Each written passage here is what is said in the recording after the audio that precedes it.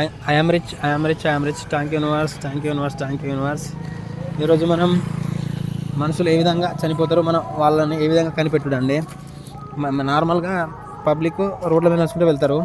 వాళ్ళ పక్క పొంటో 20 అంతస్తుల 30 అంతస్తుల బిల్డింగ్ ఉన్నప్పుడు పైన వాళ్ళ కిందిని చూస్తే ఓన్లీ తల చిన్నగా వ్యక్తులు కనబడతారు.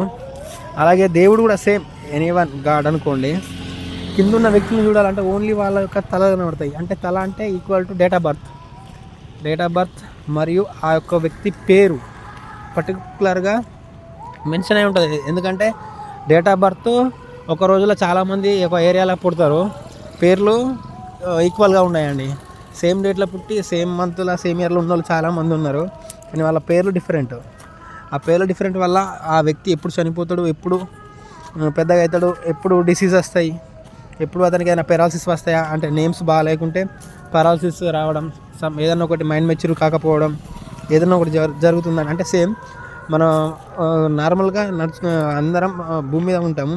మనం పైకి పోయే కొద్దీ అంటే 10 అంతస్తుల పై నుండి కింద చూస్తే మనకు లేడీస్ బాయ్స్ కనబడతారు తప్ప ఎవరు పేరు ఎవరు పుట్టినని ఎవరికి తెలియదు. క్యాజువల్గా తలకాయలు కనబడతాయి. అంటే ఆ తలకాయల మీద వాళ్ళ యొక్క డేట్ ఆఫ్ బర్త్ ప్లస్ వాళ్ళ యొక్క పేరు మెన్షన్ చేసి ఉన్నట్టు పైన యూనివర్స్ అంటే ఈవెన్ గాడ్ అనుకున్న పర్లేదు, మీకు నచ్చింది ఏమని అనుకోండి. అంటే మనం పైనుంచి చూసినప్పుడు కింద ఉన్న వ్యక్తులు చిన్నగా కనబడతారు. వాళ్ళని ఎలా కనిపెట్టడం అంటే వాళ్ళ యొక్క డేట్ ఆఫ్ బర్త్ ఒక పేరు ద్వారానే వాళ్ళ యొక్క డెత్ని నిర్ణయించడం, ప్లస్ ఆ పేరు ద్వారానే వాళ్ళని కనిపెట్టడం అన్నట్టు. యాక్చువల్లీ ఇది మేము తెలుసుకున్నామండి. అంటే మనం ఎంత చేసినా కూడా పైనుంచి చూస్తే మనుషులందరూ చిన్నగా కనబడతారు. అందులో ఏ వ్యక్తి చనిపోవాలి, ఎప్పుడు చనిపోవాలి అంటే మన తలకాయల మీద చిన్నగా కనబడతాం కదా, తలకాయల మీద మన డేట్ ఆఫ్ బర్త్ ఉన్నది ప్లస్ మన పేరు ఉన్నది. అది యూనివర్స్కి తెలుసా అండి.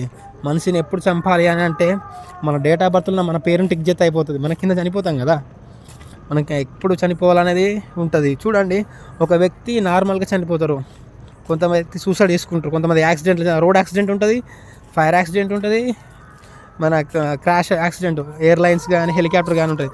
చూడండి, అంటే ఆ వ్యక్తి ఎట్లా చనిపోయాలా అనేది ముందే డిసైడ్ అయి ఉన్నది అన్నట్టు.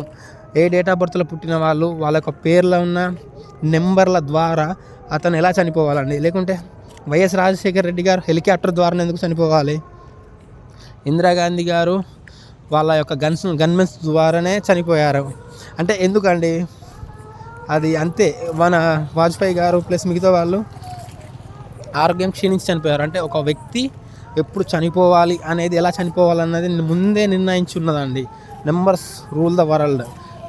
అంటే ప్రతి ఒక్క వ్యక్తి, ఒక మనిషిని మనము ఎలా చూస్తున్నామంటే ఆడమగాని మనం క్యాజువల్గా చూస్తున్నాం, కానీ వాళ్ళ యొక్క డేట్ ఆఫ్ బర్త్ మరియు వాళ్ళ పేరు ద్వారా వాళ్ళని చూస్తే వాళ్ళ యొక్క చావు పుట్టుక అనేది మనకు ప్రజెంట్ జనరేషన్లో తెలుస్తుందండి.